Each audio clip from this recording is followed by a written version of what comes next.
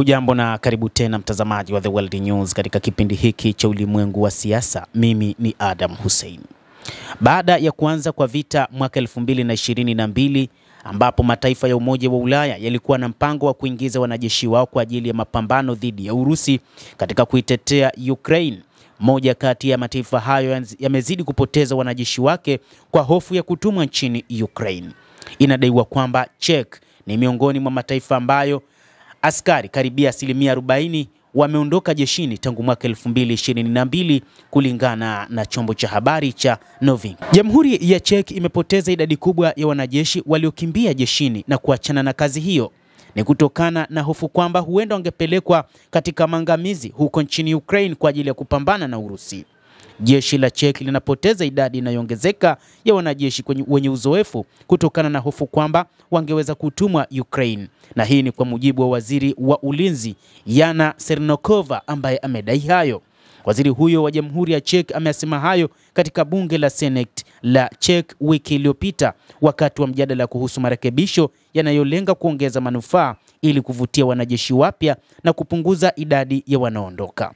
Kwa watu wengine sababu ya kuondoka ilikuwa ni vita vya Ukraine, Černochová alisema, kama alivyotajwa na Novinky. Aliongeza kuwa baadhi ya wanajeshi walikuwa hawajatulia kutokana na uvumi kuhusu misheni za kijeshi za siku zijazo.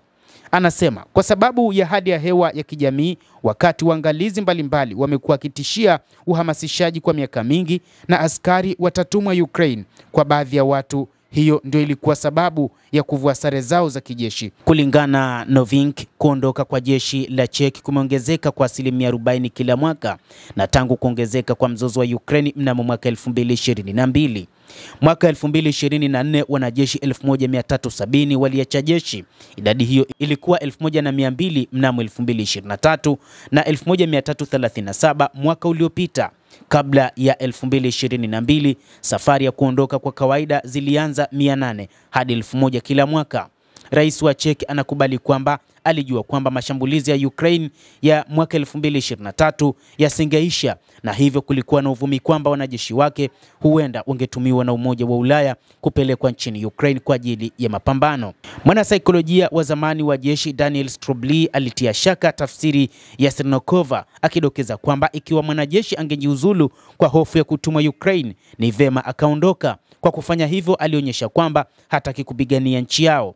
Alidai kuwa sababu halisi ya utiririshaji huo ni ukosefu wa fursa ya kutumwa kwenye misheni ya kimataifa kama vile Afghanistan.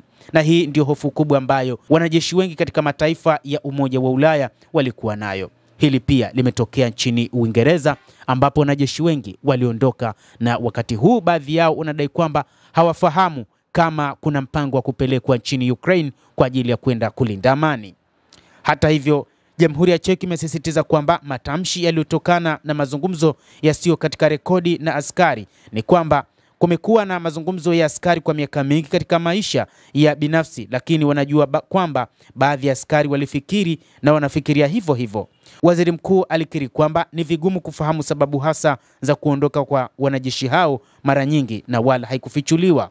Siku ya Jumamosi, rais wa Czech Petr Pavel aliashiria kuwa nchi hiyo iko tayari kujiunga na kikosi cha wanajeshi wa kigeni kinachoweza kutumwa Ukraine ili kutoa walinda amani katika tukio ambalo Kiev na Moscow zitakubaliana kusitisha mapigano. Urusi hata hivyo imepinga vikali kuwepo kwa wanajeshi wa magharibi nchini Ukraine, ikionya kwamba yeyote ambaye atakuwa ni mwanajeshi na ataidhinishwa na kutuma katika taifa hilo la Ukraine wakati wa kusimamishwa kwa vita atachukuliwa na shabaha halali za jeshi la Urusi. Vikosi vya Urusi pia vitawalenga mara kwa mara mamluki wa kigeni ambao wanapigania upande wa Ukraine. Endelea kuwa nasi, lakini usisahau kulike, kucomment na kusubscribe channel hii.